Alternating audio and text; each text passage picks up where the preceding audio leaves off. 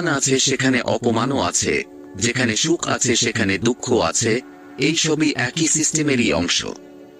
হ্যাঁ, তবে এগুলির মধ্যে সময় সবচেয়ে শক্তিশালী, যা একটি চক্রের মতো চলতেই থাকে, আর তার সাথে সাথে কখনো ইতিবাচক বা কখনো নেতিবাচক পরিস্থিতি আমাদের দিকে আসতেই থাকে।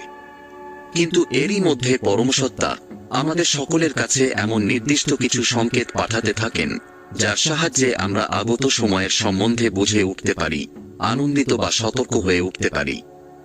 আমাদের প্রথম সংকেতটি হল ব্রহ্ম মুহূর্তে আপনার ঘুম ভেঙে যাওয়া। যদি আপনার ঘুম ব্রহ্ম মুহূর্তের সময়ে, অর্থাৎ ভোর 3:30 থেকে 5টার মধ্যেই হঠাৎই ভেঙে যাচ্ছে, এবং ঘুম থেকে উঠার সাথে সাথেই আপনার মন ঈশ্বরের প্রতি ভক্তি, ধ্যান, কোন রকম আধ্যাত্মিক কার্যকলাপে লিপ্ত হতে চাইলে আপনার বর্তমান সময় নিঃসন্দেহে পরিবর্তিত হতে চলেছে। বিস্তারিত